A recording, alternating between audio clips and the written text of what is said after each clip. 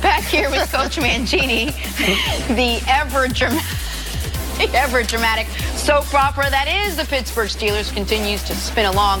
All right, quick recap now. On Monday, it was reported that Big Ben and Antonio Brown got into a heated argument in practice, leading to AB's benching on Sunday. It is now being reported that Brown actually requested a trade from the Steelers, a trade that's near impossible due to a heavy cap hit and also the fact that he's one of the best receivers in football.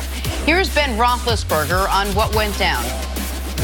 People are making a big deal about a walkthrough on Wednesday, that there was a blow-up, a fight between he and I. I don't know anything about that. If there was a blow-up or something, I sure as heck didn't see it. This big deal was made about that, and I'm not really sure where that comes from. You know, AB and I talked to AB on Thursday morning because after the walkthrough, AB left on Wednesday, and then on Thursday morning I talked to AB, and everything was great and fine. And then this story just keeps growing. So like I said, I consider AB one of my closest friends on the team. All right, Coach, let's start with, first of all, what was your reaction to Antonio Brown missing the rest of the week of practice and then showing up on Sunday expecting to play? Well, so in the quote here, he just said after the walkthrough, he left on Wednesday, right? Like Antonio left the building on Wednesday. That to me is incredible. And the fact that he missed practice on Thursday or Friday, is that where we're at with all this? And so it gets to the point where there's nothing that the Steelers' behavior, and you make that decision organizationally, so things like this happen. So now as an organization, you've got to respond to it, but you can't look at it and go, I had no idea that was a possibility. See, you just said you can't. I disagree with both of you that you can't. It's $22 million against your cap if he's on your team next year, and it's $21 million if you trade him today. So you might say, okay, so now you get $7 million of savings to not have Antonio Brown, but it's not just that. You get the draft capital in an era where Amari Cooper got you a first-round pick, so Antonio Brown's going to get you more than that. Antonio Brown, because of the way his contract's written, whoever trades for him, it's a great deal. It's 3 years at $36 million total, so it's $12 million per year, which makes him an even more attractive piece. And what I would argue is this.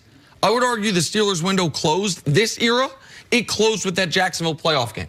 It closed when Le'Veon Bell didn't come back, and when this season, when they had actually pretty good health, they still couldn't get to 10 wins. The Browns are only going to get better.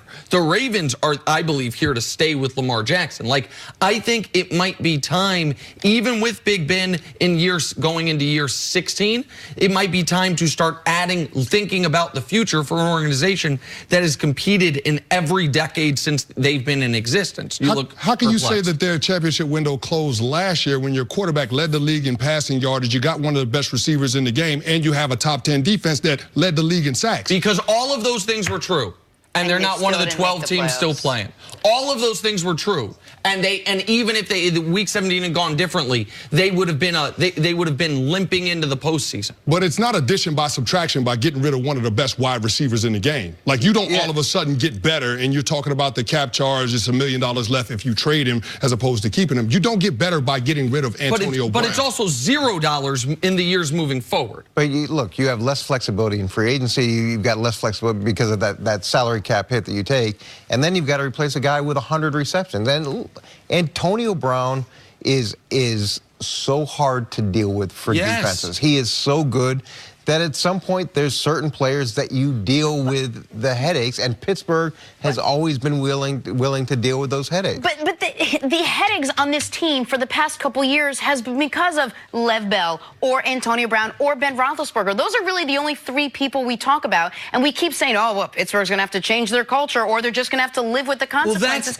Well, now you got rid of one. There's a chance you can get rid of the second one, and he's almost on his way out. But so here's my thing. I think Ben Roethlisberger is a huge part of this problem. Okay. I think Ben Roethlisberger, I want to make that clear, because you said that earlier. I agree with you. I think the way the organization has treated him, for whether we want to go to the way they protected him after the motorcycle incident, the way he was protected after the horrifying allegations off the field, and Ben has always been protected. The moment Todd Haley got there, he wanted him run out of town, finally got that. He consistently threw Le'Veon Bell under the bus during this process. Maybe, I don't know it's true, but maybe a universe exists where people like Big Ben have put their arms around Le'Veon Bell during his holdout, that after 10 weeks he signs that tender, and they have him right now. We have seen what he said when they threw the pick against the Broncos, saying AB ran the wrong route.